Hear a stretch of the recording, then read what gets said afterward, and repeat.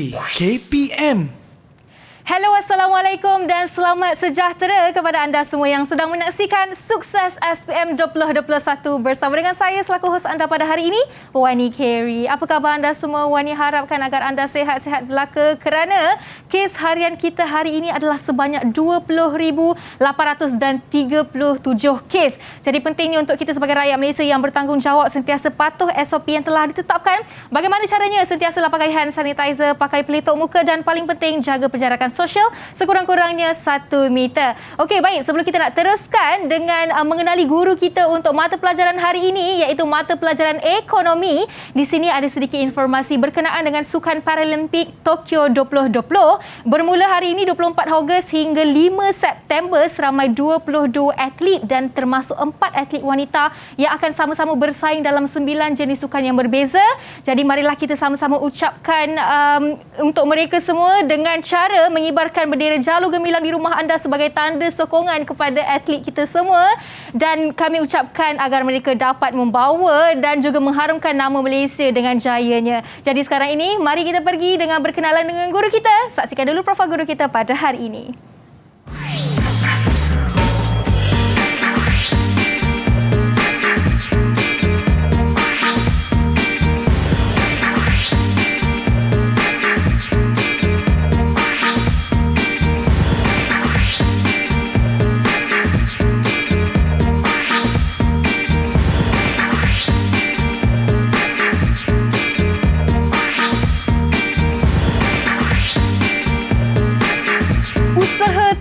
Kejayaan dan mempunyai pengalaman selama 14 tahun dalam mengajar mata pelajaran ekonomi. Mari kita bawakan ke studio sukses hari ini bersama dengan kita Cikgu Nurul Azmi. Assalamualaikum Cikgu, apa khabar? Waalaikumsalam warahmatullahi wabarakatuh. Alhamdulillah sihat. Alhamdulillah Cikgu. Tapi Cikgu, ini merupakan kali pertama kita bersua dalam mata pelajaran ekonomi, betul ya Cikgu? Betul. Okey, jadi selamat datang ke studio sukses. Tapi sebelum kita nak tahu apa topik yang telah Cikgu pilih hari ini, kita nak berkenalan dululah dengan murid-murid kita yang berada di atas talian yang akan sama-sama belajar mata pelajaran ekonomi selama 1 jam hari ini. Jadi jom kita persilakan mereka semua. Assalamualaikum, apa khabar murid-murid semua? Sihat ke tu? Waalaikumsalam. Sihat. Itu dia. Wah. Semua wanita comel-comel belaka hari ini. Murid-murid perempuan semua ya. Kita ada 6 murid dari Sekolah Agama Menengah Nurul Iman Shah Alam. Jadi boleh tak anda perkenalkan diri anda dengan memberitahu Kak Wani nama, umur dan juga cita-cita anda. Kita mulakan dengan Kasih Arisa. Silakan. Hai, nama saya Kasih Arisa. Umur saya 17 tahun. Cita-cita saya nak jadi lawyer. Wow, nak jadi seorang peguam. Samalah cita-cita awak dengan Kak Wani. Sama-sama Kak Wani doakan. Seterusnya kita ada Ijla. Silakan Ijla. Hai, Assalamualaikum. Nama saya Nur Ijla Batrisha dari Samni. Cita-cita saya nak jadi accountant. Wah, seorang accountant. Baik Ijla. Bagus. Seterusnya kita nak tanya Anis. Assalamualaikum, nama saya Anis Daimi, bersekolah di SAM Nurul Iman. Cita-cita saya nak jadi pensyarah. Wow, hebat Anis. Seterusnya kita nak tanya Aimi lah pula. Aimi, sila perkenalkan diri anda. Nama saya Le Alimah binti Zakaria, umur 17 tahun. Cita-cita saya nak jadi accountant. Menjadi seorang accountant juga. Baik, seterusnya kita ada Amanina. Hai, Assalamualaikum. Nama saya Nur Amanina Dahlia binti Hairul Zahar. Saya bersekolah di SAM Nurul Iman. Cita-cita saya nak jadi doktor gigi. Okey, ni lain sikit nak jadi seorang doktor gigi. Baik, dan akhir sekali kita nak dengarkan dari Ain Soleha. Silakan. Hai, Assalamualaikum. Nama saya Ain Soleha binti Mawahid. Saya berumur 17 tahun dan cita-cita saya ingin menjadi seorang peguam. Okey, baik. Sama cita-cita dengan Kasih Arisa seperti tadi. Baik, kita dah berkenalan dengan 6 murid hari ini. Dan sekarang ini Cikgu, sebelum kita pergi ke tajuk kita, Wani nak jemput Cikgu untuk pergi ke meja sebelah sini untuk kita sama-sama membuat sanitasi tangan sebagai langkah pencegahan awal. Okey, Cikgu boleh pakai dulu. Okey. Pakai hand sanitizer, Wani pun sudah pakai, pelitup muka sentiasa dipakai dan jarak pun sentiasa dijaga. Dan sekarang ini Cikgu, kita nak tahulah topik yang telah Cikgu pilih hari ini. Silakan Cikgu. Okey, topik kita hari ini kita pecahkan kepada dua parts. Tapi dalam tajuk besar dia samalah, pendapatan individu. Penggunaan pendapatan individu. So, kita akan belajar pertamanya corak perbelanjaan dan yang keduanya kaedah pembayaran. So, ada dua segmen lah. Kita akan cuba habiskan pada hari ini lah. Baik, jadi topiknya sekali lagi adalah penggunaan pendapatan individu ya Cikgu? Ya. Okey, baik. Sebelum kita teruskan, kita nak dengarkan dululah pandangan dari murid Cikgu hari ini berkenaan dengan mata pelajaran ekonomi. Nak tahulah mata pelajaran yang susah ke, senang ke? Okey, kita nak tanya murid yang pertama, Anis Dayini. Sila berikan pandangan anda. Saya suka belajar ekonomi ni sebab kita boleh kaitkan dengan masa sekarang ni. Contoh masa pandemik ni, ekonomi kita macam mana, naik ke turun, macam tu. Okey, berkenaan dengan ekonomi pada masa kini. Terima kasih Anis. Terusnya Kak Wani nak tanya Aimi. Pandangan saya daripada tajuk ni, saya dapat merancang perbelanjaan dengan lebih berkhidmat untuk menentukan kaedah pembayaran yang sesuai untuk pembelian barang. Okey, baik. Aimi pula dapat merancang perbelanjaannya. Dan akhir sekali kita nak dengarkan dari Ain. Ain Soleha, silakan. Pendapat saya pada tajuk ini adalah sama seperti Aimi, dapat merancang dengan lebih berhemah dan mengetahui antara mana satu yang lebih sesuai bagi menguruskan perbelanjaan. Okey, baik. Terima kasih ketiga murid kita hari ini. Dan sekarang ini sebelum kita nak mengetahui lebih lanjut mengenai mata pelajaran kita hari ini, apa kata kita berehat seketika dan anda di rumah jangan ke mana-mana. Kembali selepas ini dalam Sukses SPM 2021. Didik TV KPM. Bertemu kembali bersama saya Wani Kerry dalam Sukses SPM 2021 dalam mata pelajaran kita hari ini, ekonomi, dan khususnya kita akan sama-sama belajar berkenaan dengan penggunaan pendapatan individu. Jadi bersama dengan kita Cikgu Nurul Azmi dari Sekolah Agama Menengah Nurul Iman Shah Alam dan 6 murid yang akan bersama dengan kita hari ini. Semuanya cantik-cantik belaka murid-murid perempuan kita hari ini. Dan boleh Kak Wani tahu kalau anda sudah bersedia, sila cakap dah sedia Cikgu. Dah sedia Cikgu. Dah sedia Cikgu. Itu dia semangat yang kita inginkan hari ini. Jadi kalau anda sudah bersedia, yang di rumah pun dah lama tunggu ni. Jadi kalau Cikgu Azmi sudah bersedia, dipersilakan Cikgu. Okey. Bismillahirrahmanirrahim. Assalamualaikum warahmatullahi wabarakatuh dan selamat sejahtera kepada semua anak-anak calon SPM. Okey, seluruh Malaysia. Okey, dan terutamanya untuk anak-anak yang bersama dengan kita dalam Google Meet. Kita ada 6 orang. Okey. Baik, hari ini kita punya topik adalah penggunaan pendapatan individu. Ini adalah tajuk lanjutan daripada slot yang sebelum ini. Kita continue lah sebab tajuk penggunaan pendapatan individu di bawah topik 3.3 ni, 3.3 ni banyak. Okey, kita tak boleh letak dalam satu slot. Okey. Jadi topik kita masih lagi dengan penggunaan pendapatan individu. Okey, standard pembelajaran kita yang pertama adalah 3.3.5 dan yang kedua 3.3.6. So ada dua topik hari inilah seperti mana yang saya bagi tahu awal tadi. Yang pertama kita nak mengenal pasti dan menjelaskan faktor yang mempengaruhi corak perbelanjaan. Okey, so kita kena fahamlah corak perbelanjaan tu macam mana. Okey, yang kedua mengenal pasti kelebihan dan kekurangan kaedah pembayaran secara tunai ataupun kredit. Yang ini kita biasa dengarlah. Ada kita beli tunai, ada kita beli secara angsuran. Secara kredit. Kita bayar sikit-sikit kan. So yang pertamanya kita nak tahu corak perbelanjaan ini, okey, kita nak tengok faktor yang menyebabkan orang membeli barang. Okey, dia ada sebab-sebab tertentu yang menyebabkan kuantiti ataupun kita reservekan duit kita tu nak beli barang tu kan dalam masa sebulan ataupun dalam masa setahun. Kita nak tengok ada sebab-sebab tertentu yang kadang-kadang perbelanjaan itu bertambah, ada masanya dia berkurang. So kita nak tengok punya faktor-faktor tu. Okey, so kita tengok 3.3.5 dulu. Faktor yang mempengaruhi corak perbelanjaan pengguna. Okey, pertamanya adalah pendapatannya. Ini senang kita nak urai. Pendapatan kita bertambah, maka perbelanjaan kita juga akan bertambah untuk barang-barang yang dikategorikan sebagai barang kehendak. Okey, barang kehendak ni maknanya kalau kita ada, dia jadi seronok lah kita ada barang tu. Kalau tak ada pun tidak mengapa. Tak ada masalah. Tak ada masalah, boleh hidup juga kan. Okey, yang keduanya bila pendapatan kita rendah. Bila pendapatan kita rendah, mungkin macam kita tengah pandemik sekarang kan, ada certain keluarga yang pendapatannya terjejas. Jadi perbelanjaan dia kepada barang kehendak tu memang dia akan drop. Okey, dan dia akan gunakan duit sepenuhnya untuk membeli barang keperluan. Itu lebih penting pada keluarga ni. Okey, untuk survive lah. Okey, yang keduanya pengiklanan dan pemasaran. Okey, untuk poin ini pastikan dia duduk sekali. Ya, dia duduk sekali pengiklanan dan pemasaran. Kita tak asingkan dia lah. Okey, kita dudukkan sekali sebab dia berkait rapat. Okey, pertamanya pengiklanan. Iklan yang berkesan akan menarik minat individu untuk membeli. Kita pun selalu tengok kan iklan-iklan dekat highway, dekat dalam TV sekalipun. Betul. Ada iklan-iklan tertentu, mula-mula kita tak tahu, sebab ada iklan kita tahu dan kita belanja untuk beli barang tu. Iklan punya pasal.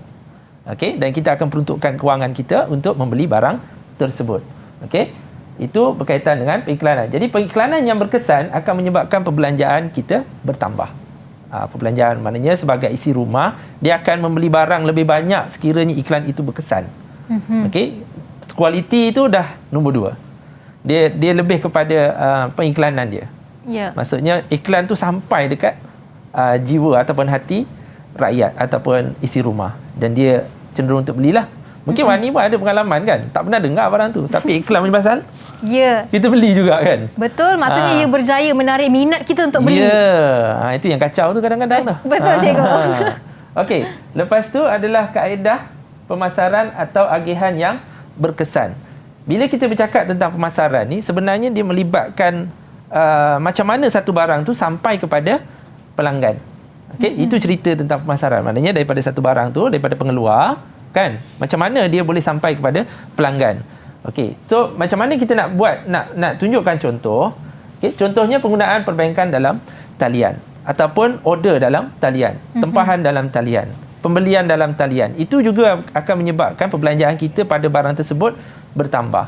Sebab lagi pula macam sekarang tengah pandemik kan, memang orang tak nak keluar, memang tak boleh keluar pun kan, sebab keselamatan lebih penting, tapi kita nak beli barang. So mana-mana bisnes atau perniagaan yang menawarkan perkhidmatan perbankan online, tempahan secara online, itu akan menyebabkan orang bertambah pembelanjaan dia di situ. Okey, boleh faham setakat ni yang ada dengan saya dekat studio? Okey, nak tanya yang kat rumah tak boleh. Tanya yang ada kat sini lah. Mereka wakilkan di rumah. Mereka mewakili lah. Kalau anda faham, maksudnya insya-Allah yang lain pun faham juga. Okey, itu tentang pengiklanan dan pemasaran. Seterusnya barang pengganti. Okey, barang pengganti mula dengan barang keperluan. Sekiranya barang keperluan itu harganya naik, okey, kita akan menambah perbelanjaan kita sebab kita perlu beli barang keperluan tu. Maka corak perbelanjaan pengguna pada ketika itu akan bertambah peruntukan untuk membeli barang keperluan kerana harga barang keperluan naik. Contohnya macam yang terbaru, harga minyak masak. Harga minyak masak dulu kita boleh dapat kan 5 kg itu dengan harga RM18, RM19. Tapi sekarang dia dah jadi dekat 30. But we have to buy. Kita kena beli juga. Okey?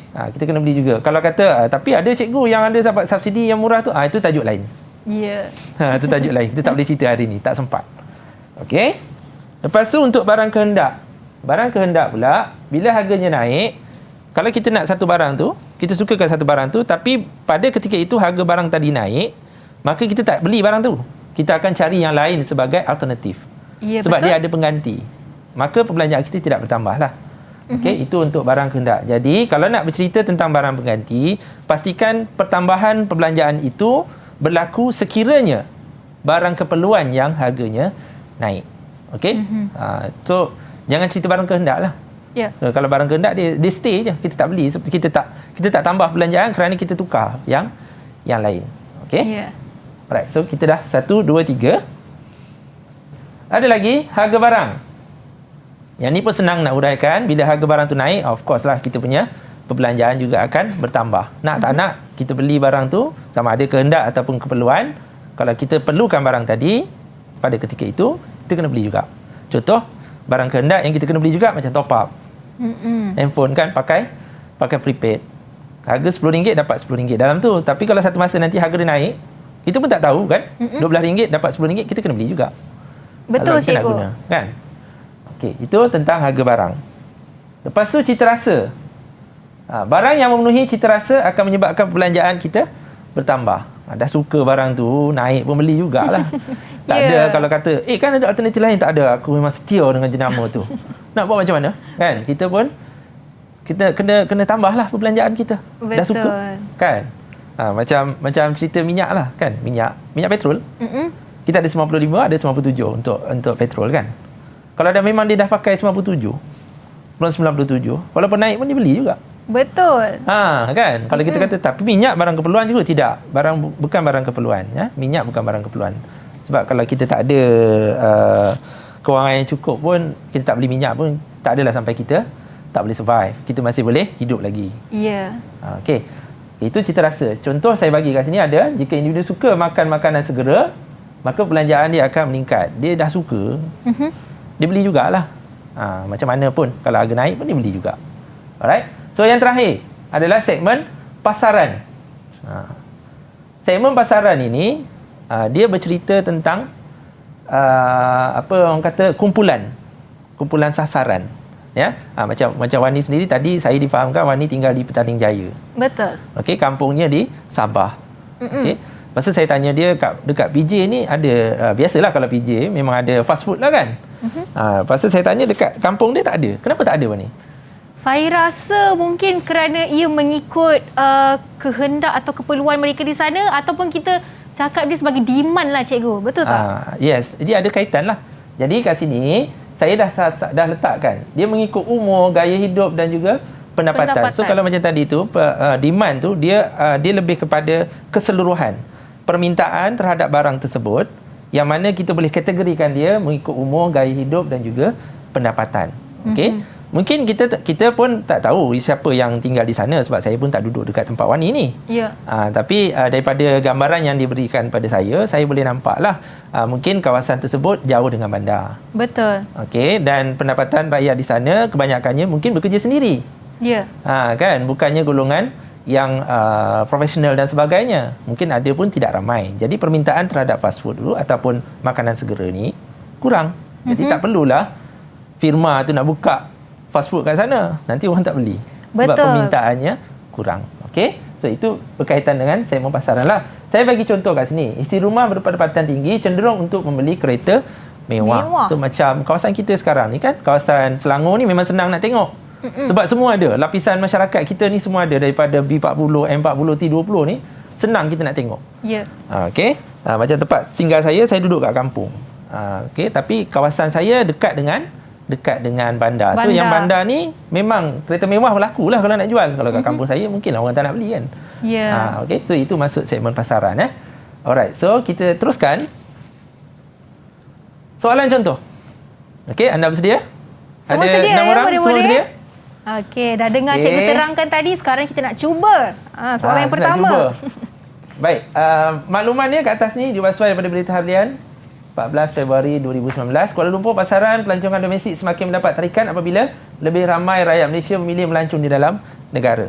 Okey, manakala negara ini terus menjadi destinasi pelancongan pilihan dalam kalangan pelancong terutamanya dari China dan juga Singapura. Okey, so maklumat di atas berkaitan dengan satu aktiviti ekonomi. Okey, sekarang baru kita tengok, terangkan 3 faktor yang mempengaruhi corak perbelanjaan rakyat Malaysia terhadap aktiviti tersebut. Okey, pertama sekali jangan terpedaya dengan soalan. Okey, jangan terpedaya dengan soalan, dia bagilah stimulus lah apalah semua ni, kan. Ni kita panggil stimulus, ya. Yang atas ni kita panggil stimulus. Maksudnya kita ambil daripada Keratan Akhbar dan sebagainya lah. Tapi soalan sebenar dia tanya apa? Dia tanya adalah corak perbelanjaan rakyat. So itu yang kita belajar tadi. Kalau kita tukar stimulus ni pun jawapannya masih sama. Okey, jangan terpedaya dengan soalan. Sebab student dia ramai terpedaya dengan soalan. Oh, dia cerita pelancongan lah. Dia bukan nak pelancongan tu sangat sebenarnya. Dia nak kenapa orang belanja melancong dekat tempat kita. Itu yang dia nak. Okey. Alright, so kita tengok contoh jawapan dulu. Okey. Ada yang nak cuba? Ada daripada 6 orang ni nak bagi 1 point? Saya nak 1 point saja cukup. Okey, 1 point. Kawan ni nak minta dari Aimi. Aimi, boleh 1 point. Kita ada 6 tadi. Bagi je 1. Periklanan dan pemasaran yang berkesan. Periklanan dan pemasaran yang berkesan. Okey, good. Kita tengok ada tak dalam jawapannya? Ya. Okey, ini jawapan contoh. Pendapatan rakyat Malaysia yang meningkat. Tadi kita ada satu pendapatan, betul? Okey, pendapatan. Ada. Kemudian huraian ni adalah meningkat. Oh, lupa saya nak bagi tahu. Meningkat. Lupa saya nak bagi tahu. Bila kita katakan soalan tadi dia nak terangkan. So bila terangkan pastikan ada 3 fakta dengan 3 huraian. Huraian. Okey. So kita dapat 2 ni, 2.3 sini di 3 sana. Confirm kita dapat full mark lah sebab markah penuhnya 6. Okey. So bila kita katakan pendapatan rakyat Malaysia yang meningkat, kita akan dapat 1 point di sini fakta. Okey, dan yang ini adalah huraian. Huraian. Huraiannya meningkat. Maknanya kalau dia tulis pendapatan meningkat pun dah cukup. Itu 2 markah di situ, 2 cikgu? markah di situ. Okey. Very simple kan? Lepas tu, dan kecenderungan untuk melancong di dalam negara kerana menepati cita rasa. Tadi kemudian kita ada cakap tentang cita rasa. Ya, betul. Ini fakta yang kedua. Huraian dia menepati. Oh. Senang kan? Senang saja. Okey. Dan pengiklanan dan pemasaran yang berkesan. Pengiklanan dan pemasaran itu fakta yang ketiga. So kita dah ada 3 fakta. Huraian kita dah ada 2 tadi. Ada tak huraian untuk pengiklanan ni? Ada. Yang berkesan. So complete. Oh, dapat yang berkesan. Dia bukan huraian selepas seperti itu, cikgu? Tidak. Yang berkesan itu dah cukup dah. Oh, okey. Okay. Sebab poin ni tadi, kalau kita patah balik, kita tengok. Saya patah balik. Pengiklanan dan pemasaran. Ini poin. Nampak? Point. So dah yang ke bawah ni semua huraian dah. Ya, iklan yang berkesan. Ya. Okey. Okey. So senang kan? Sangat mudah. Soalan yang pertama ni, cikgu. Senang sangat. So kalau SPM macam inilah. Kan? Tapi memang insya-Allah macam ni jugalah. Lebih kurang lah kan. Insya-Allah A+ di tangan dah, cikgu. Sebab tu saya kata jangan terpedaya dengan soalan. Pastikan awak nampaklah kata kunci je. Apa yang dia nak, kehendak soalan adalah corak perbelanjaan. Ya. Okey. Alright. So kita tengok seterusnya. InsyaAllah ada masa lagi. Boleh, cikgu. Okey. Yang ini dah bercerita tentang topik segmen yang seterusnya. Okey. Yang tadi tu dah selesai. Ya, tapi faktor. ada satu soalan lagi Ada satu soalan lagi berkaitan dengan tu, tapi kita akan tengok nanti di ujung. Okey. So yang ini adalah kaedah pembayaran untuk pembelian barang. Ini adalah poin 3.3.6. Okey, macam Wani sendiri. Kan? Biasa tak beli barang secara kredit? Biasanya untuk beli apa? Barang secara kredit, ya? Maknanya bayar ansur-ansur. Mungkin barang yang kita beli tapi kita bayar secara bulanan. Yes, yang tu biasanya ada tak beli? Contoh barang macam TV. Barang yang mahal lah, cikgu. Ya, barang yang mahal. Itu kata kunci dia.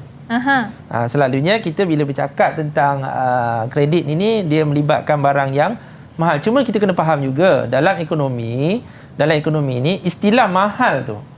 Okey, istilah mahal tu kena berhati-hati. Sebab dia subjektif. Ada orang kata harga 2,000 mahal. Ada pula orang kata aku beli murah aja. Saya beli murah aja barang ni. Berapa? 2,000. Kita dengar macam ya Allah mahalnya. Tapi pada dia murah. So kena berhati-hati dengan istilah. Dalam kita belajar subjek ekonomi ni, istilah mahal tu kena hati-hati. Bukan tak boleh guna, boleh. Tapi kena hati-hati. Kita ikut kesesuaian lah. Okey, situasi dan juga soalan yang dia tanya. Okey. So, kaedah pembayaran kita pecahkan kepada 2. Kita ada tunai, kita ada kredit. Ada 2 lah. Boleh juga bayar secara tunai, boleh bayar secara kredit. Yang tunai ni biasalah. Kan kita kalau beli nasi lemak tepi jalan, bayar tunai. Takkan nak bayar kredit. Agak-agak lah. Kan? Walaupun boleh, logiknya boleh aja transfer kan. Tapi lebih mudahkan kerja sebenarnya, cikgu. Jadi kita ikutlah. Nanti kita akan tengok ada punya huraian secara detail lah. Okey. Mulakan dengan tunai ni. Kita bayar menggunakan wang tunai sebaik saja menerima barang. Dapat barang bayar terus. Macam itu. Itu bayar tunai. Ya. Berapa harga? RM5 bayar RM5. RM20 RM20. Tapi kalau dah banyak sangat harganya sampai RM2,000 RM3,000, kita pun fikir banyak kali juga. Betul. Kan? Kenapa jadi macam tu? Nanti kita tengok. Okey, kita ada dia punya sebab dia. Okey. Yang keduanya, bila tunai ni mesti bawa wang tunai yang cukup. Saya ni pernah ada pengalaman Nak beli makan tengah hari je. Ya. Tapi cash kat tangan tak cukup. Saya tak perasan. Oh, saya pun pernah berjadi macam tu, cikgu. Kan?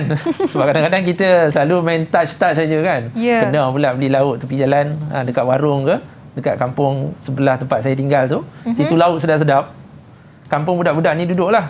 Memang sedap beli kat situ. Kejap lagi tak cukup duit.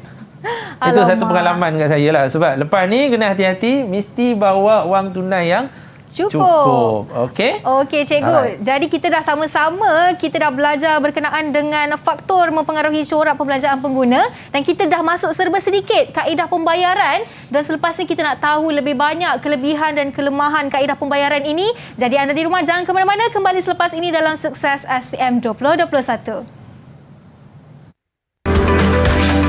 Didik TV KPM.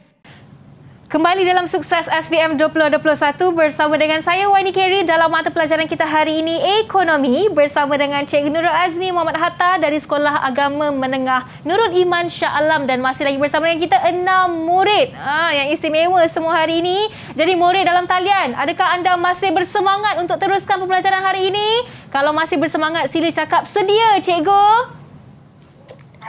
Sedia, cikgu. Ya, cikgu. Itu dia. Saya suka dengar kalau mereka jawab macam tu, cikgu. Boleh tahu semangat mereka berkobar-kobar nak belajar. Jadi jom kita nak teruskan dengan kelebihan kaedah pembayaran, cikgu. Dipersilakan.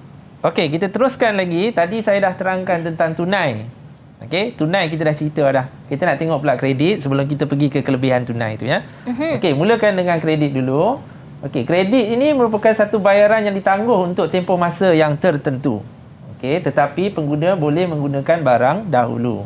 Okey, macam kita guna kredit card lah, easy payment kan. Kita bayar beli satu barang, handphone ke, biasa sekarang ni pakai kredit card kan. Ya. Tapi dia itu dikira sebagai bayaran yang ditangguh. Tapi handphone kita dapat. Itu maksudnya kita dapat menggunakan barang dahulu. Dapatlah guna barang. Lagi yang besar-besar macam kereta, rumah dan sebagainya lah. Kita bayar ansur-ansur. Tapi kita boleh duduk rumah tu. Okay?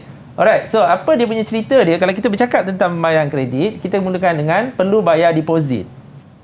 Bayar pendahuluan. Cuma sekarang ni kadang-kadang ada jugalah yang tidak ada deposit. Untuk bagi jualan dia lebih laris lah. Tapi kebiasaannya kita perlukan deposit. Bayar sikit dulu. Kalau kereta, biasa 10%. Rumah pun macam tu, 10%. Okay? Maknanya 10% daripada harga dia lah. Baki dibayar secara ansuran. Oh, bunyi best je. Seronok bayar sikit-sikit lah. Ya. Harga barang menjadi lebih mahal. Sudah.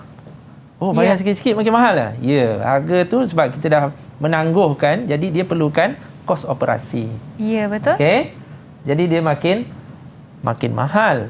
Seterusnya perlu bayar faedah atas baki yang belum dibayar. Kenapa mahal? Kerana ini. Ada faedahnya. Faedah. Okey, berapa peratus kan? Contohlah kan, beli kereta berapa persen tambah. Dia ada kiraan dia lah. Kiraan tu nanti kita tengok kalau nak ikutkan lah, kena tahu jugalah macam mana mengira. Kita tengok nanti ada soalan yang ada pengiraan tersebut. Baik. Okey. Alright. Seterusnya baru kita tengok kelebihan bayaran tunai. Harga lebih murah, tak ada bayaran faedah. Itu pertama. Tadi sebab ada faedah mahal kan. So kalau tak ada dia murahlah. Murahlah berbanding dengan ada faedah. Yang kedua, belanja secara berhemah. Okey, maksudnya kita akan mengawal betul-betul lah perbelanjaan kita nak beli barang tu. Macam tadi kalau cerita tentang telefon tadi, handphone, kalau kita bayar ansuran kita boleh terus beli. Biasanya macam itulah.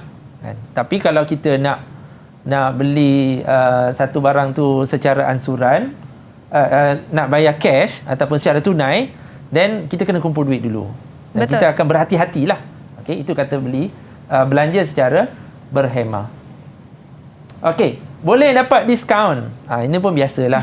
Biasa kalau kita beli tunai kan dapat diskaun kan. Boleh kurang sikit lah, saya bayar tunai ni. Dia biasanya akan bagi. Atas budi bicara. Atas budi bicara. Sebabnya dia ada dia punya margin keuntungan dia. Firman ni ada margin keuntungan. Satu barang tu margin keuntungan mungkin 20%, 30%.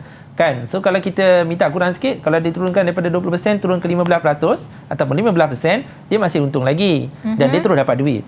Keuntungan tu. Kelebihannya di situlah. Okey. Kemudian bayaran tunai diterima secara meluas. Dapat digunakan di semua tempat atau kedai. Ini tentulah. Kita beli kat mana-mana pun semua terima tunai. Tu orang kata. Tapi saya pernah jumpa juga kedai yang tak nak terima tunai. Ada juga. Oh, ada juga ya, cikgu? Ada. Mungkin ada sebab-sebab yang tertentu lah. Mungkin dari segi faktor keselamatan. Kita pun tak tahu. Jadi kita pun kena memahami lah situasi. Tapi normally hampir 100% firma menerima bayaran tunai. Okey. Lepas tu barang terus menjadi hak pembeli. Beli-beli terus jadi hak kita. Betul. Okey, terus kita punya lah. Memang dah tak ada sebarang pertikaian lagi. Dah beli. Dapat terus beli baju macam saya punya blazer, beli terus dapat. Kan? Okey, kerana bayaran penuh telah pun dibuat. Tapi kita kena faham juga setiap satu teknik ataupun kaedah ini pastinya ada kelemahan dia pula. Okey, so kita tengok kelemahan bayaran tunai. Nak beli barang yang mewah, kita tak cukup wang tunai. Macam tadilah cerita yang handphone tadi, telefon tu. Kena wait, kena tunggu pula. Itu cerita telefon. Kalau beli kereta lagi pengsan. Ya. Kereta idaman harga RM120,000 kan contoh. Sudah. Nak kumpul berapa lama? Gaji RM6,000 sebulan. Okey.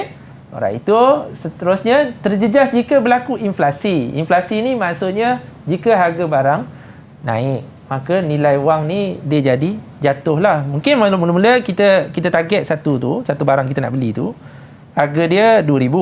Kita pun simpan duit lah sikit-sikit. Tapi sampai masa dah cukup duit RM2,000 tu, kita nak beli harga dia dah dinaikkan. Itu nama dia inflasi lah. So kita terjejah kat situ. Maksudnya nilai duit kita tu dah jadi kecil dah. Semakin berkurangan. Dah tak mampu nak beli barang tadi. Dah kena kumpul duit lagi. Okay? So itu risiko dia lah, kelemahan dia. Tidak sesuai untuk barang yang mahal. Tidak selamat untuk bawa wang tunai yang banyak. Ini ikut, macam tadi saya katalah, ikut pemahaman masing-masing. Subjektif. Tapi bila mahal ini, bila kita cakap pasal mahal, biasanya dia akan melibatkan wang yang banyak. Betul. Nak beli barang yang mahal kan? Wang yang banyak. Jadi dia berisiko. Okey, kita nak bawa duit banyak ni takut. Okey, mungkin seterusnya dia membawa kepada risiko hilang ataupun kecurian. Hilang macam tu saja, dah rugi kan? Ya. Okey. Last kali suka dapat khidmat lepas jualan, dah bayar habis, kadang-kadang firma ni dia ambil tak kisah. Dia dah jadi dia punya. Kita tak ada ikatan dengan dia lagi dah. Dia dah bayar habis dah. Betul. Kita ada kerosakan ke apa ke, nak minta balik dah masalah. Okey? Ya. Alright. So, itu tentang kelemahan. Kita tengok pula tentang kredit pula. Kelebihan dia, meringankan beban kewangan pengguna. Sebab tak payah bayar sekaligus. Kita bayar dia secara ansuran. Dapat guna barang walaupun belum habis, bayar lagi. Tak habis bayar pun kita dah boleh pakai. Okey? Seterusnya, taraf hidup meningkat. Dapatlah pakai barang yang lebih mewah untuk kegunaan seharian. Jadi keselesaan itu ada. Okey, dapat menggunakan barang yang mahal dengan bayaran yang minimum. Bayar sikit-sikit. Beli kereta 9 tahun. Bayar sikit-sikit. Dapatlah guna kan? Betul. Okey, seterusnya menggalakkan pengguna merancang perbelanjaan. Sebab kita dah tahu nak kena bayar monthly tu, setiap bulan ansuran tu, kita pun susun peruntukkan perbelanjaan kita. So dia mengajar kita supaya mengawal perbelanjaan jugalah. Barang dibeli boleh digunakan untuk menambahkan pendapatan. Ni orang kata jadi macam pelaburan lah. Contohnya kita beli kereta tambahan untuk disewakan. Boleh buat perniagaan pula. Dah dapat hasil yang bertambah. Selalu orang bagi contoh rumah. Tapi saya ni, saya tukar. Saya ambil contoh kereta pula. Boleh juga ya. Rumah pun boleh, kereta pun boleh. Ini pula kelemahan dia. Harga tadi kita pernah cerita, harga jadi lebih mahal kerana faedah. Itu kadang-kadang kita terpaksa jugalah. Okey, galak berbelanja lebih. Itu jadi tak terkawal. Macam ini bahaya, cikgu. Mungkin dah pernah rasa kan? Selalu, cikgu. Mungkin terutamanya kad kredit lah. Itu yang paling dekat dengan kita kan. Belanja harian kita guna kad kredit. So kita bayar sikit-sikit. Sebab tu sampai sekarang saya tak pakai kredit kad. Saya tak pakai kad kredit ni. Biasa orang ekonomi memang macam tu. Dia nampak dia tak nak guna kredit kad. Tapi itulah. Kadang-kadang rasa macam menyesal pula tak ambil kan. Ada masanya boleh lah kan, cikgu. Okey. Alright. Okey, terpaksa menangguhkan perbelanjaan lain. Kenapa? Sebab kita nak gunakan duit itu untuk bayar ansuran kereta tadi. Bayar ansuran hutang kita tadi. Secara kredit lah. Rumah ke, hutang rumah ke, kereta ke. Pasal dah ada tu kita terikat. So nak beli benda lain, nantilah dulu. Tunggulah habis bayar. Dah beli TV plasma, tunggulah habis. Sekarang dah smart TV kan, macam ni, smart TV. Dah pakai smart TV, kita kata tunggulah habis bayar baru beli subwoofer. Baru beli handphone baru, tunggu habis bayar. Jadi kita terikatlah kerana pasal puncanya di situ kita terpaksa tangguhkan. Betul. Okey. Alright, barang mungkin akan ditarik balik. Ini kalau cerita tak bayar lah. Ya. Tak bayar. Masa zaman saya dulu, mula-mula lepas habis belajar dulu kan, kerja pun biasa-biasa, ikut suka aja. So pendapatan tak menentu. Itu pengalaman saya. Oh, iyalah. Beli barang secara kredit dan saya tak boleh bayar. Tapi beli benda biasa-biasa je lah. Beli hi-fi je pun. Okay? Beli hi-fi je. Masa tu zaman muda-muda kan. So dah tak boleh bayar, saya pulangkan balik. Pulangkan balik, bayar hutang yang perlu dibayar sahaja. Sebab barang dia dah ambil balik. Macam itulah. Tu risiko dia. Boleh ditarik balik. Boleh ditarik balik. Kalau sekarang ni lagi bahayalah. Kalau tak bayar, boleh menyebabkan nama di senarai hitam. Okey, betul. Okay. Itu dia itu kelebihan dan kelemahan kaedah pembayaran. Kan. Itu dia. Okey, sekarang kita tengok seterusnya. Contoh soalan berbentuk objektif. Okey, bersedia yang ada di studio. Okay, soalan yang pertama. Apakah kelemahan menjalankan kegiatan urus niaga secara kredit? Okey, tadi Aimi dah jawab. Okey. Siapa nak jawab pula? Sekarang ini Kak Wani pilih Kasih Arisa untuk menjawab soalan Arisa. objektif. Mana jawapan anda? Jawapan dia D. Dia Cenderung jawab D. lakukan perbelanjaan melebihi kemampuan. Kita kena balik semula kepada poin tadilah yang kita cerita tadi. Ini soalan yang memang paling senang lah sebenarnya Kak. Direct je. Kalau dibaca memang dia dapat jawab. Okey? So betul. Kita tengok betul tak jawapan dia? Jawapan D. Okey, betul. Tahniah. Betul Arisa. Okey, jawapan yang lain ini semua tidak tepat.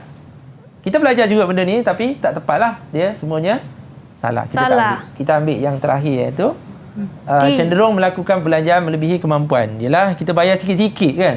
Ya, kita tidak sedar. Tak perasan. Sudah. Tahu-tahu je tengok penyata nanti.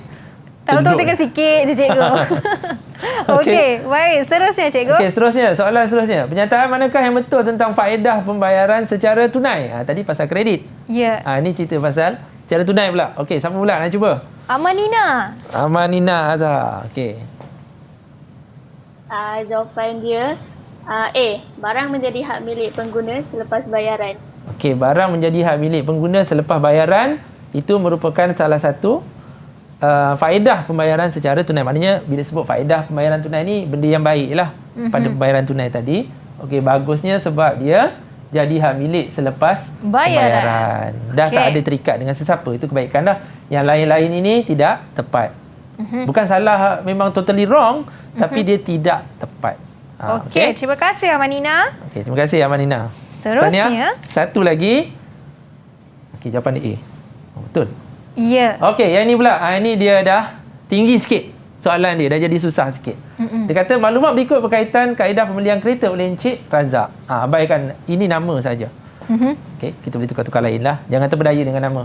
Harga RM80,000. Bayar kita andaikan harga kereta tu RM80,000, bayaran pendahuluan 10%, 10%, ansuran bulanan selama 9 tahun, kadar faedah ialah 3.5% setahun. So, kita nak tahu berapakah jumlah bayaran ansuran bulanan bagi pembelian tersebut. Okey. So, kita tengok yang ada. Siapa nak cuba? Boleh Kak Wani masing-masing dah keluarkan kalkulator pilih Ijla. Nampak Ijla pegang kalkulator tu. Okey. Dia nak jadi accountant kan tadi? Ya, okey. Okey, itulah apa jawapan dia? Sekejap, saya dah kira tadi jawapannya B. Jawapan RM876.67. Yang ni dia jawab yang ni. Ini melibatkan pengiraan ya cikgu Okey, soalan ini melibatkan begini. pengiraan, betul. Ini melibatkan pengiraan. Sebenarnya seronok belajar ni. Okey, seronok kita nak kira, terutamanya nak beli kereta lah sebab budak-budak ni dalam kepala dia habis belajar je nak beli kereta. Semua macam tu. Ya. Bila dia dapat kerja je, habis belajar, kerja, gaji pertama, kedua, ketiga dah boleh beli kereta, terus beli kereta. Kereta biasa dahulu. Ya. Rumah kemudian. Ya, okey. Okey, sebab kita tengok macam mana jawapan ini dikira. Okay, dia tadi jawab 876. B. Alright, so macam ni. Ini langkah pengiraan dia lah. Macam mana kita nak dapatkan jawapan yang dibuat tadi. Betul jawapannya. Okey, jawapan B iaitu 876.67. Macam mana? Kita tengok sekarang ni. Yang saya tandakan P ni adalah pinjaman dia. So, pinjaman dia kata harga kereta 80, bayar pendahuluan 10%. Maknanya kita kena tolak 10% daripada 80,000 dulu. So kita dapat 72,000 sebab 10% daripada 80,000 adalah 8,000. So yang ini adalah RM 8,000. Okey, So kita dapat kepengiraan untuk mengira yang ini sahaja. Kita masukkan dekat sini. Ikut saja formula ni, 70,000 tambah dengan 72,000 kali dengan 35. Ikut cara macam mana kira dalam matematik, pastikan darab dulu, yang tambah kemudian. Ni selalu buat mistake ni budak-budak, dia main direct dia tambah dulu. Ya, isinya dah ada dalam soalan cikgu, tinggal dimasukkan sahaja. Betul, ikut saja. So kita akan dapat jawapan yang saya buat ni. Okey, bagus Ijlah. Okey, tahniah Ijlah. Budak accountant memang lah. Ya, okey, seterusnya cikgu kita nak pergi ke soalan subjektif. Soalan subjektif pula. Mesti lebih susah ni kan cikgu? Soalan ni lagi susah, betul. Saya setuju. Okey, so dia ada dialog sikit. Ini stimulus jugalah. Saya rasa penampil air di rumah kita dah perlu tukar yang baru. Suami dia pun kata, ya abang pun rasa begitu. Abang minat dengan satu syarikat yang memekarkan penapis air ni. Okey, mereka menawarkan skim ansuran bayaran balik yang menarik. So maksudnya dia dah cakap skim ansuran bayaran balik bercerita tentang bayaran secara kredit. Kredit. Yes. Okey. So isteri dia kata kita boleh beli secara tunai. Kita kan ada simpanan di bank. Dia cakap macam tu. Tapi kita berujuk pula soalan. Soalan dia kata, berdasarkan pernyataan di atas, jelaskan kelebihan kaedah pembayaran yang dinyatakan oleh suami. So suami kita tengok yang ni lah. Yang ni. Sebab dialog yang daripada suami lah. Kita jangan ambil yang isteri dia. Isteri dia cakap pasal tunai. Suami dia tak cakap pasal tunai. So kita kena rujuk kat situ. Kena tengok betul-betul soalan. Kena baca betul-betul. Okey. So jelaskan. Bila cerita tentang jelaskan, mesti bercakap tentang huraian. Okey. Huraian tu kena banyak. Kena bercakap pasal huraian. Okey, kita tengok jawapan dia. 5 markah untuk soalan 5 markah. ini. Pembelian secara kredit. Tadi tu yang ayat yang suami dia cakap adalah pembelian secara kredit. Ini pun dah dapat markah dah. 1. Okey. 1 markah kita dapat. Okay, lepas tu kaedah pembelian secara kredit dapat meringankan beban pengguna kerana kadar bayaran ansuran yang rendah. Itu dah jadi satu huraian dah. Okey, kita bayar sikit-sikit kan. Dan lebihan wang boleh digunakan untuk tujuan lain. Itu pun dah cerita tentang poin juga. Sebab kita nak cakap tentang huraian. Okey, contohnya membeli. Ini juga adalah huraian. Bila kita bercakap tentang contoh juga dikategorikan sebagai huraian. Huraian. Okey, kita nak bagi faham macam ni. Okey, bila kita menjawab soalan ekonomi, kan, calon-calon yang ada di seluruh Malaysia lah, terutamanya yang ada dalam studio ni. Okey, bila kita bercakap tentang soalan yang bercakap tentang huraian ini, pastikan kadang-kadang kita jadi tak dapat nak tulis huraian yang banyak. So, salah satu cara dia adalah memberikan contoh. Contoh tu kadang-kadang kita boleh nak cakap, kita selalu dengar orang kata susahlah nak cakap. Macam mana nak cakap? Tapi tahulah situasi dia macam ni lah. Macam itu. So, bagikan contoh. Okay, contohnya membeli barang kehendak yang lain. Kenapa saya bagi beli barang kehendak yang lain? Tadi, bila kita bayar secara ansuran, kita peruntukkan kewangan kita sebahagiannya untuk bayar ansuran. So, ada lebihan lagi yang lain. Boleh beli barang lain, mungkin secara ansuran juga.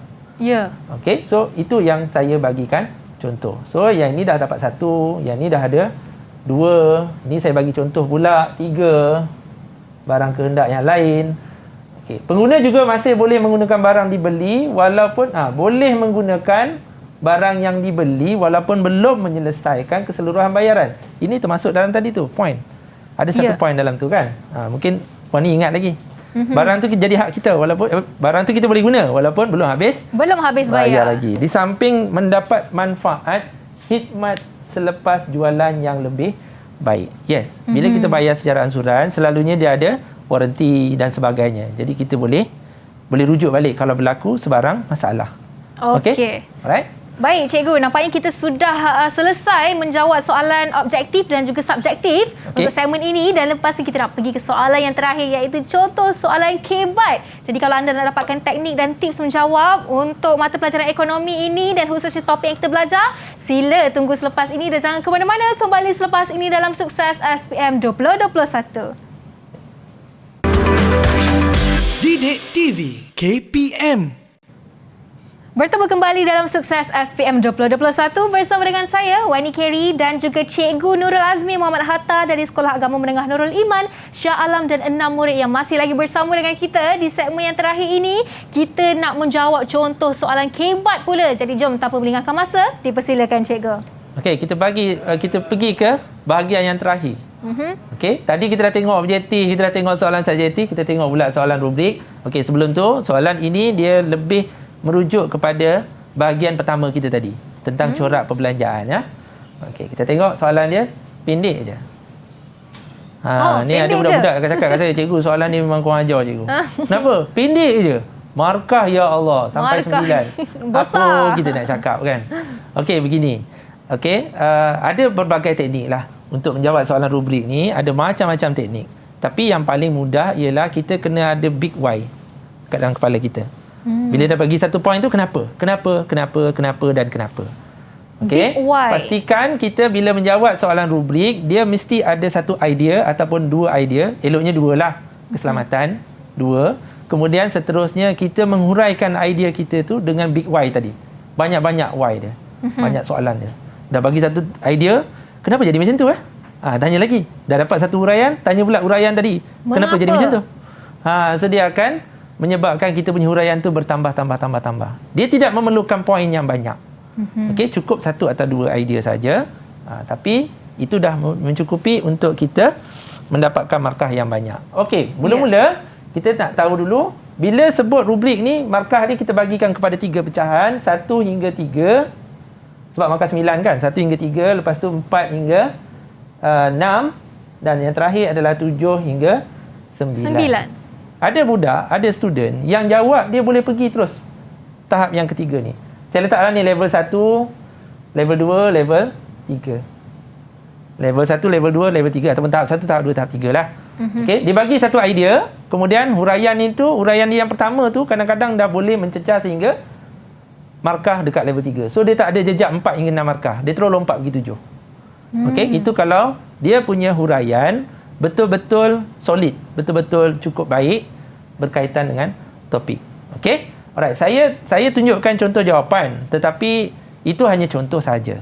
Okay, janganlah sampai semua nak menyalin soalan tu. Tak sempat. Sebab panjang, saya buat contoh yang panjang ya. Okey. Alright. Ini contoh jawapan. Ini baru sebahagian. Ada lagi perenggannya. Belakang ada satu lagi. Okay, tak muat nak letak. Ini contohlah, saya tak perlu baca kot. Boleh tunjukkan dekat student lah. Okay, cuma saya nak highlightkan ialah bila kita menjawab soalan rubrik ni, kita letakkan satu idea tu. Kan? Idea tadi, bila dia menghuraikan idea yang dihuraikan yang pertama tadi, sekiranya dia masih lagi dalam lingkungan topik yang melibatkan soalan tadi, macam tadi kan pasal perbelanjaan kita kan. Selagi dia duduk dalam lingkungan itu, dia tak akan pergi level 3. Dia masih lagi level 2 walaupun dia bagi 10 huraian sekalipun. Okey, jadi nak pergi ke huraian yang boleh mencecah sehingga level 3, yang markahnya 7 hingga 9, dia perlu meletakkan situasi yang mana merentas kurikulum. Sama ada dia merentas ke subjek lain yang berkaitan ataupun merentas tajuk lain yang masih lagi dalam topik yang sama. Macam tadi kita belajar subjek ekonomi kan. Dia pergi ke masih lagi dalam ekonomi juga, tapi bab kita bab 3. Jawapan yang dibuat tu berkaitan tapi merentas ke bab yang kelima contohnya. Macam jawapan saya ni dia merentas bab yang kelima. Contoh jawapan yang saya bagi ni merentas jawapan yang kelima, maknanya dia dah pergi ke bab tingkatan 5 punya. So point dia yang saya nak sampaikan ialah pertama mesti ada merentas kurikulum ataupun merentas topik. Bab lah, merentas bab. Okay? Kemudian contoh pula, bagi contoh-contoh yang berada di depan mata kita. Itu lebih membantu sebenarnya. Itu lebih membantu. Okay? Berbanding dengan kita ambil contoh yang sedia ada. Okay. Lagi satu, tadi soalan dia kata dia nak jelaskan, pastikan dia ada dua sisi. Dua sisi lah. Maksudnya kita cerita pasal tadi kan, dia kata pendapatan instrumen akan diikuti oleh peningkatan pendapatan negara. Kita tahu nanti pendapatan negara nambah, pendapatan bertambah sebab apa? Sebab orang berbelanja. Ya, betul. Jadi kita ambil satu sisi lain, yang mana mungkin satu sisi itu dia bukan melibatkan kita belanja, tapi kita buat tabungan. Orang dah ada duit banyak, kan pendapatan dia bertambah, dia simpan tu banyak. Macam ni lah saya letak kat bawah ni. Sikit je. Walau bagaimanapun bukan bagi kumpulan yang sememangnya pendapatan tinggi seperti kumpulan T20, dia masuk T20 ni pun dah ada satu extra mark juga. Maksudnya dia memahami. Dia tahu pendapatan tinggi itu kumpulan T20. Dia tak ada. Dalam buku teks tak ada. Dalam buku teks tak sebut tentang T20. Dia cakap pendapatan tinggi je. Kiranya pengetahuan yang luas itu berjaya diaplikasikan dalam soalan ini. Maksudnya benda tu, kita sebenarnya ekonomi ni kena pandai relatekan dengan kehidupan seharian kita. So saya ingat itu sahaja untuk hari ni yang dapat saya kongsikan. InsyaAllah dapat membantulah semua yang mengambil subjek ekonomi. Jadi rumusannya ataupun kesimpulannya, topik kita hari ini adalah topik yang seronok. Betul. Sebab kita belajar tentang apa yang kita hadapi. Macam tadi kaedah pembayaran tadi kan, mungkin belum rasa lagi kalau belajar di sekolah. Tapi yang ada kat studio ni, terutamanya Wani sendiri pun, dia dah share pengalaman dia. Dia beli secara kredit, dia nampak dah. Kan? So kadang-kadang mungkin orang kata tak naklah bayar hutang nanti makin mahal. Tapi ada masanya kita kena bayar secara kredit untuk beli barang-barang tahan lama. Betul. Macam beli rumah lah kan. Kalau nak tunggu sampai cukup duit, bila nak beli rumah? Lama lagi cikgu ya. Jadi kita belilah sekarang. Itu dia cikgu. Saya sendiri pun sangat tertarik dengan mata pelajaran hari ini, khususnya topik yang sama-sama kita belajar adalah penggunaan pendapatan individu. Jadi Wani harapkan agar semua murid di atas talian bersama dengan kita dan juga yang di rumah memahami dan dapat mengaplikasikan teknik yang diberikan oleh Cikgu Azmi sebentar tadi dan berjaya memperoleh markah yang cemerlang. Khususnya terima kasih diucapkan kepada Cikgu Nurul Azmi Muhammad Atta dari Sekolah Agama Menengah Nurul Iman Shah Alam, dan terima kasih juga Kak Wani ucapkan kepada Kasih Arisa, Nur Ijlah Batrisha, Anis Dayini, Nurul Aimi Umairah, Nur Amanina Dahiyah dan juga Ain Solehah. Semoga kita jumpa lagi pada masa akan datang. Sekian saja dari saya, Wani Kerry, dari Sukses SPM 2021. Bye-bye. Assalamualaikum. Didik TV KPM